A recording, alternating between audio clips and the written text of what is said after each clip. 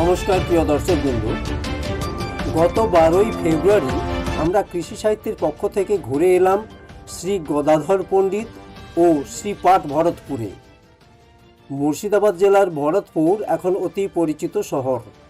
এখানেই বেলাটি গ্রামে শ্রী চৈতন্য মহাপ্রভুর অন্তরঙ্গ পার্ষদ শ্রী গদাধর পণ্ডিত 1487 সালের বৈশাখ অমাবস্যায় শ্রী মাধব মিশ্রের গৃহে আবির্ভূত হয়েছিলেন।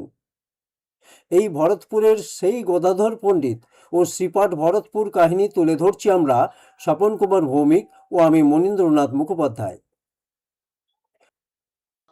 শ্রীচৈতন্যের জন্ম হয় 1486 সালে, আর তার অন্তরঙ্গ গদাধর পণ্ডিতের আবির্ভাব ঠিক পরের বছর 1487-তে। ন্যায়শাস্ত্রের পণ্ডিত ছিলেন গদাধর। জীবনের শেষ ভাগে তিনি তোতা গোপীনাথ মন্দিরে থাকতেন। গদাধর পরিবারের রীতি হলো চৈতন্য এবং গদাধর দেবতাদের পুজো করা। এই সাথে আমরা এদিন পূর্ব বর্ধমান জেলার অম্বল গ্রামের সরস্বতী মন্দির হয়ে বড় পাটবাড়ি বহরণ গ্রামে গেলাম, আর গেলাম চৈতন্য চরিতামৃত গ্রন্থ লেখক কৃষ্ণদাস কবিরাজের তাঁর ঝামটপুরের বাড়ি। সেখানে কৃষ্ণদাস কবিরাজের পাদুকা ও তাঁর স্বহস্তে লেখা পাণ্ডুলিপি দেখে এলাম। দেখুন এসবের কিছু ছবি ও ভিডিও। নমস্কার। কি নাম আপনার? আমার নাম সুদীপ অধিকারী। আপনি এই মন্দিরের সেবায়েত? হ্যাঁ, আচ্ছা আচ্ছা, কতদিন ধরে আছেন এখানে আমি প্রায় 22 বছর মতো আছি। আর এর আগে কি আপনারই ছিল? আপনাদের বংশ হ্যাঁ, এর বংশ আগে পরস্পরায়? ছিল একজন ওই জ্ঞানদাস কান্দের একজন বয়স্ক ছিলেন পুরোহিত, মারা গিয়েছে, তিনি আর পারলেন না। আচ্ছা, এই মন্দিরের সংক্ষিপ্ত ইতিহাস একটু আমাদের জানাবেন? ইতিহাস বলতে ওনার কাছে জানতে হবে। আচ্ছা, আছে, কে বলবেন বলুন? ওদের কাছে একটা শুনুন। হ্যাঁ বলুন। হ্যাঁ নমস্কার, আমি স্বপন ভৌমিক, কৃষি সাহিত্য থেকে কথা বলছি। বলুন। হ্যাঁ, আপনার নাম? আমার নাম জ্যোতির্ময় গোস্বামী। হ্যাঁ, শ্রীপাঠ ভরতপুর শ্রী শ্রী রাধাকুণ্ডেজ এই মন্দিরের আমি সেবায়িত। আমাদের এই মন্দির হচ্ছে শ্রী গদাধর পণ্ডিত গোস্বামী ভাতুষপুত্র নয়নানন্দ গোস্বামী ঠাকুর, একজন পদকর্তা।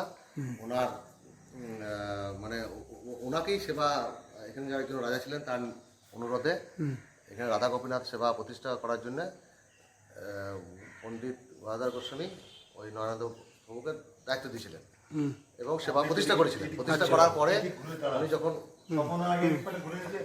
প্রতিষ্ঠা হওয়ার সময় ওনার হাতে যে মেয় কৃষ্ণ, যেটা গদাধর পণ্ডিত গোস্বামী বড়দেশে সবসময় থাকতেন, সেই মেয় কৃষ্ণ এবং তার সহস্ত লিখিত শ্রীমদ্ ভগবদ গীতা, এটা ওনাকে দিয়ে এই সেবা প্রতিষ্ঠা করিয়েছিলেন। সেই সেবা আমাদের এই 500 বছর ধরে চলে আসছে। এবং ওই গীতাতে যে শ্রীমদ্ ভগবদ গীতায় যে 745টা শ্লোক, মহাভারতে শ্লোক সংখ্যা যেটা লেখা আছে, সেই শ্লোক 745টা শ্লোকের গীতায় এখানে পণ্ডিত গদাধর গোস্বামী লিখেছিলেন। সেই লেখাটাকে সার্টিফাই করেছিলেন, বা সেটা যে আছে তার সেটা স্বয়ং শ্রী চৈতন্য মহাপ্রভু টিকা আকারে ওটা লিখে দিয়েছিলেন, যে এই গ্রন্থের এখানে 745টা শ্লোক আছে। সেই সেবা আমাদের এখানে চলে আসে। আমাদের এখানে বিগ্রহ রাধা গোপীনাথ আছে, মেহর কৃষ্ণ আছে, আর বিনোধর গৌরঙ্গ আছে। আপনাদের এই নিত্য পুজো সম্পর্কে এবং আপনাদের বিভিন্ন সময় যে মেলা বা যে অনুষ্ঠানগুলো হয়, এখানে তোমার ভিউয়ারদের একটু বলে রাখতে হবে হ্যাঁ, যে আমরা যে গীতাটা পাই সেখানে কিন্তু 700টা শ্লোক আছে। হ্যাঁ, হ্যাঁ, কিন্তু উনি যেটা বললেন সেটা বললেন 745টা শ্লোকের কথা। তার মানে এখানে ওই 45টা শ্লোক বেশি আছে।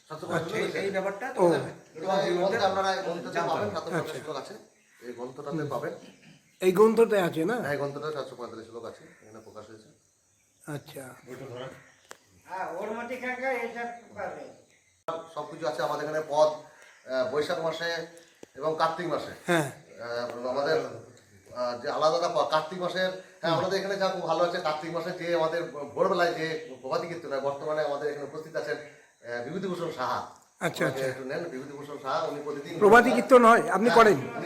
এখানকার যে পণ্ডিত গদাধর গোস্বামী যে ঘরানা, হ্যাঁ, বৈশাখ মাসের 30 দিনে 30টি পদ আছেন, হ্যাঁ, সেটা গদাধর প্রভুর যে বংশধর নরেন্দ্র গোস্বামী যে বংশধর এনারাই সব বৈশাখ মাসে 30 দিনে 30টা পদ গান সন্ধ্যেবেলায় হয় এটা।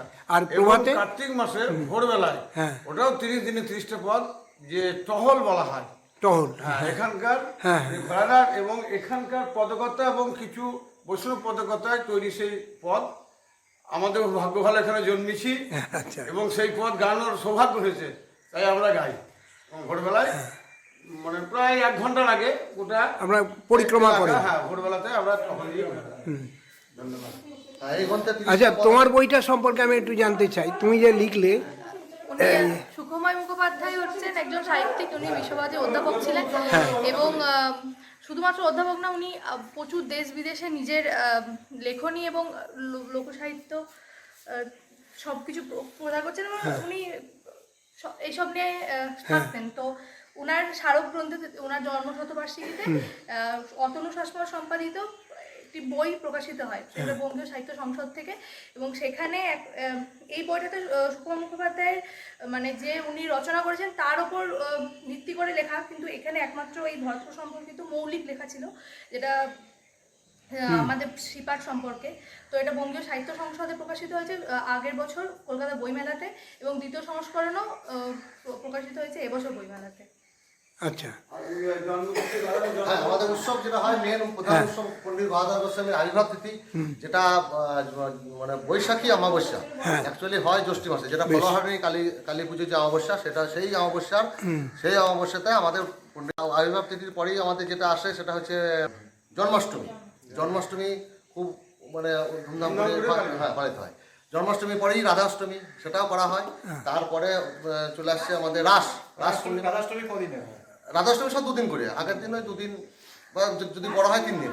2 দিন। আচ্ছা, আপনাদের এই যে মন্দিরের যে স্থাপত্য, যে প্রাচীন যে স্থাপত্য ছিল, সেটা তো এখন আর নেই। এখন নেই না, এখন এটা 2013 সালে, এখন এটা তো সংস্কার করেছে। নতুন সংস্কার 2013 সালে। সমস্ত হয় এখানে। আচ্ছা, হ্যাঁ, বৈষ্ণবীর সব উৎসব মোটামুটি সবই হয়। ওইগুলো ওই 5টা উৎসব আর বৃহৎ আকারে হয়, প্রচুর ভক্ত আসে, লোক সমাগম হয়। আবির্ভাব তিথিটা মেনলি প্রধান উৎসব। হ্যাঁ, পণ্ডিত গদাধর গোস্বামী আর জ্যৈষ্ঠ মাসে মানে ফলহারিণী কালী পুজো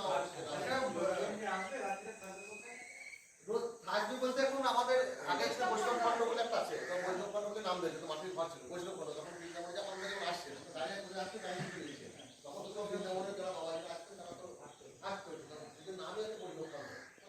ওই জায়গাটা এখন আর দরকার হয় না, এখন তো আশা ছিল যায়।